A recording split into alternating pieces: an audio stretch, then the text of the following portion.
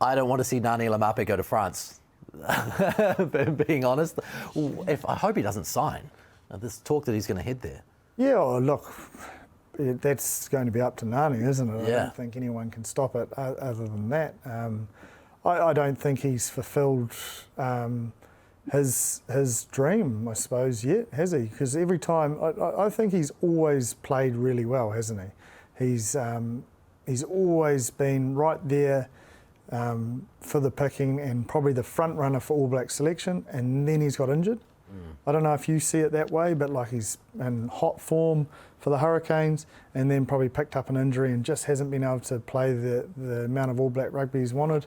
And then again this year, he's hot form again and he's right in line to probably be starting for the All Blacks again. So if he does go to France, then, you know, I wish him well, obviously, but I hope he doesn't, because I think he's got a huge All Black career ahead of him, and he's just, I just think there's parts of his game that he's clearly really determined to work on this year, and like we know the strengths that he has, but I love his attitude that he's taken this year. He's really looking to work on his kicking game. He's really looking to work on his link game, and that doesn't come from a player that's doesn't have a growth mindset. So Ngani, for me, clearly has a growth mindset and clearly wants to get better every day. And so one, that tells me that he's a good leader and others will want to follow him because he's the best in his field. So he has so much more to offer than just the skill set he has on the field. And that's the sort of player you probably want to keep in the game. And you want to keep in New Zealand as well. So that's me being the outside looking in. I don't know Ngani personally. I've only been rolled by him personally. But those are the sorts of things, and the effort he's putting on his work on areas, to me, shows a lot more about his character and where he could potentially get to, and the excitement for me of where he could get to in the All Black jersey. But it's not that he hasn't been selected or given the opportunity. Unfortunately for me, every time he's played himself right into hot form to be selected, you know, he's picked up the injury of a broken arm or. You know, we've always known how much of a dominant ball carrier Ngani is and how much he imposes people as well on there, and you know, has had a lot of success in the All Black jersey and in the Hurricanes jersey as well, run his running game. But the changes in his game that he's tried to implement, you know, I look at his kicking games, his crossfield kicks. He's had a couple of those this year where been for a try assist. Little grubbers are inside the 22, be able to see where the kick space is, and you know, you'd probably say back in 2017 probably didn't have that in his repertoire, you know, a couple of years ago. But now he's trying to evolve and trying to give that that pivot, you know, that second five pivot where he plays. That's what they're looking for, you know, a guy that can be that triple threat. And I think Ngani is making a conscious effort to try and do that. And so when you've got an individual that's driven and wants to be like that as a coach, you know, that's who you'd want in a player who's obviously got that growth mindset.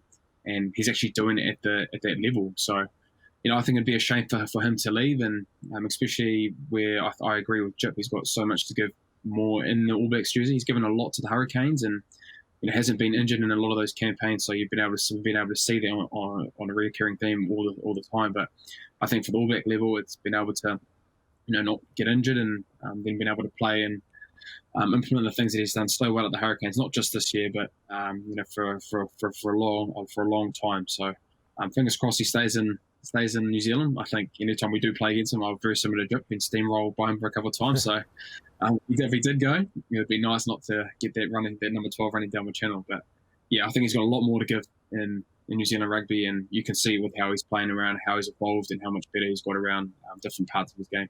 Yeah, he's full of surprises, Ngani Laumape. That's what I like about him. I mean, you talk about the growth mindset, you know. He'll hit you with more speed than you thought he had. Then he'll hit you with the ability to be at first receiver, like Bryn said, you know. Yeah.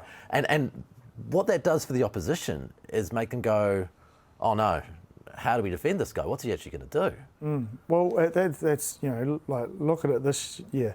Past years, we're used to seeing him on the left or right flank for the crossfield kick, or, you know, the just getting him on edge and space to use his, you know, either his speed or his ability to bump players.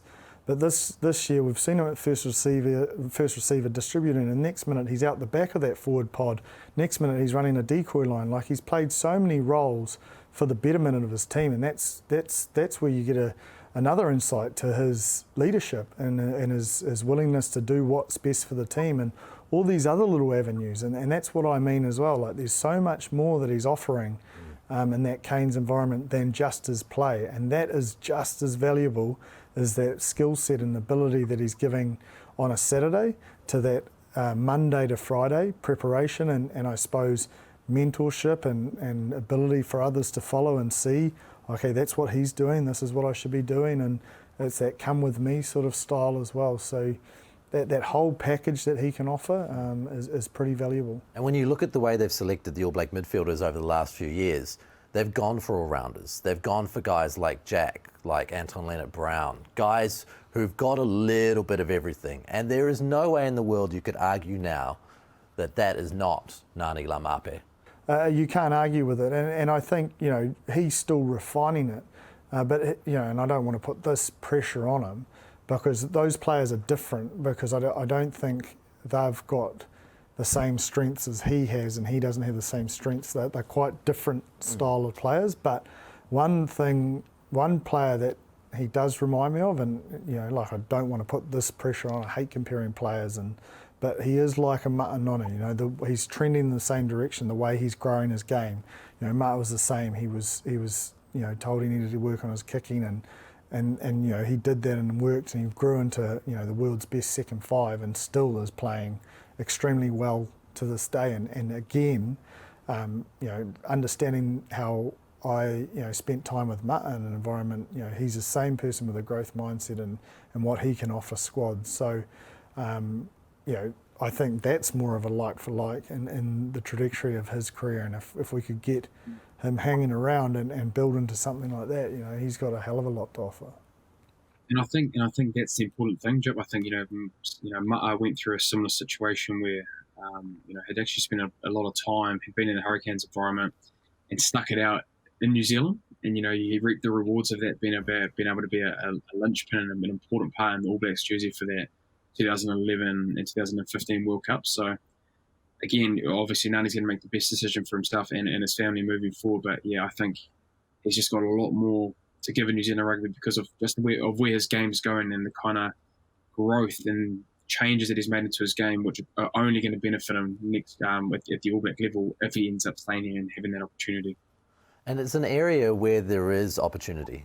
I mean, there are so many candidates there that can be mixed and matched. That's what I mean. I think he's a different type of player. Do you know what I mean? Like, you know, to Anton, to Jack, to Rico, you know, they would be he would mix into quite a good little combination. Yeah, you know, they wouldn't be all like for like.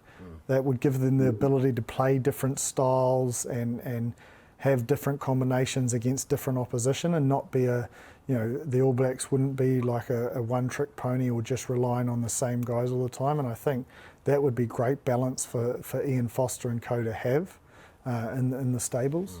I really like the idea, you know, a Manu Tuilangi, a Ma'a Nonu, a Sonny Bill Williams, having one of your midfielders who is just such a specialist at getting over the gain line, no matter who's in front of them. And that's him, yeah. isn't it? You just know that you give him the ball on a good platform, it's going to take a couple to stop him. Yeah, you can have the Carlos Spencer, Sam Tuitupo relationship where if you're in a little bit of trouble, but fix it up as well. even on a good platform, you know, he's going to draw attention.